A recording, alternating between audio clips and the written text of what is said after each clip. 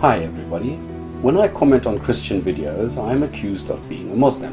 When I comment on a Muslim video, I'm accused of being a Jew, and so on. Only when someone really wants to insult me, I am labeled as atheist. So when I read in the news that 20 people from different countries were killed during a love parade in Germany, it triggered something in my brain. So I strained both my brain cells and came up with an image. Picture this, if you will. An aeroplane flying from Chicago to London crashes into the Atlantic. All on board die. The cause cannot be established. The casualty list is published, and out of the 200 dead people, we find that 25 were Catholic, 20 were Protestant, 30 were other types of Christians, 24 were Muslims, and so on, and amongst them, well, the plane was flying to Europe, 30 atheists. The leaders of the various religions all console the families and tell their beloved ones are with their God and much better off anyway. I will ignore these morally sick messages by the Pope and his colleagues and concentrate on the cause. Was this crash just fate, or was it actively organized? Was there a meeting of all the different gods who decided these people need to die, and then organized everyone to get on a single aeroplane with the intent of crashing it? But then what about the atheists? Who organized their sudden demise? Was this one God who took the responsibility of killing off all those people?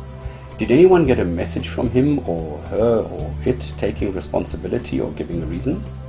Did anyone learn what those people did wrong or what they could have done better? Or were they simply killed because a God didn't like them, because they were wicked in God's eye, like in the Jewish and Christian Bibles in Genesis 38:6?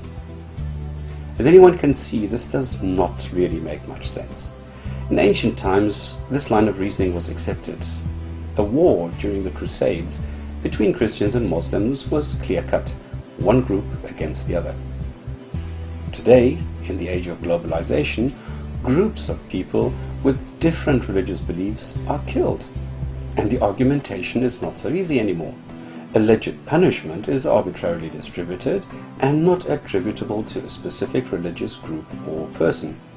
If the Taliban kill an American GI, it is well possible that they just killed an American Muslim.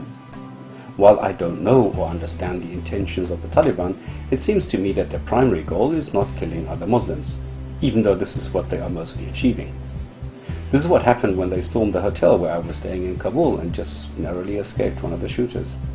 So today, the claims of a monitoring and scorekeeping God are more difficult to uphold. In addition, the knowledge we have today on historical facts does not show any of the assertions in any religious book to be true, or stand up to even superficial scrutiny. We know today that praying to an imaginary friend in the sky does not yield results, so I would really welcome if people would stop selling something that does not work. That a God creates all life is absurd, as there are so many errors and defects. Just because we don't yet understand life down to the last nitty-gritty fact does not automatically require, necessitate, or validate the existence of a God. That gap will be filled, I am certain of this. I am not certain, however, that we will in any way get closer to demonstrating the existence of a God. So all the, 200 active gods we have today will have to remain in the realm of faith, without any form of substantiation.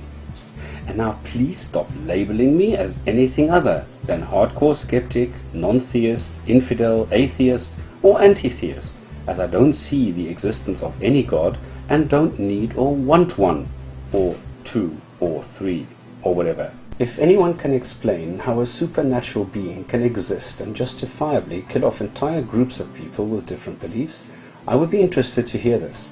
If a God does not care what a person believes in, and just assumes control here and today, I consider this as a terrorist action by this God, and not a merciful act at all.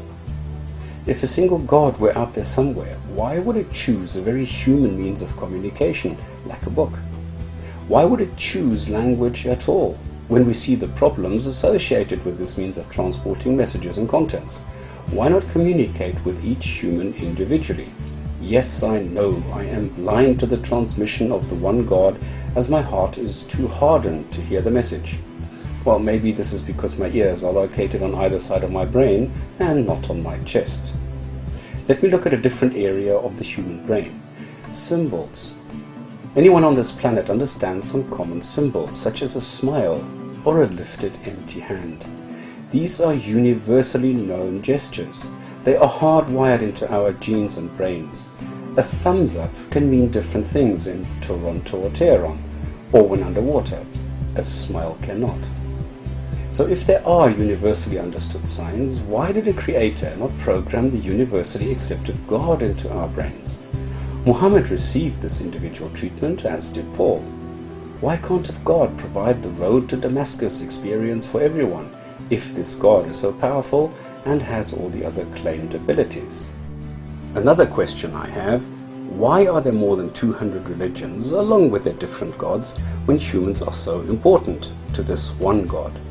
Does free will account for the differences when we get the similar story of humans having started from scratch after a flood by Sumerians, Babylonians, Hindus, etc., all the way to the 3 Bibles? If humans are created only to worship their creator, as Muslims believe, then humans are more important for this God than God is to humans. A king without subjects is, after all, nothing, least of all a king. Or everyone is a king to himself, well, that's fine. But if a God really did create worshipping humans, what would it do if all its worshippers stopped this prostrating? Would it go and play somewhere else? Maybe create a new universe with new subjects it can tyrannize? I'm very interested in hearing from people with different explanations or ideas, as long as it's not verses or ayat or the ubiquitous command to watch some fake science video.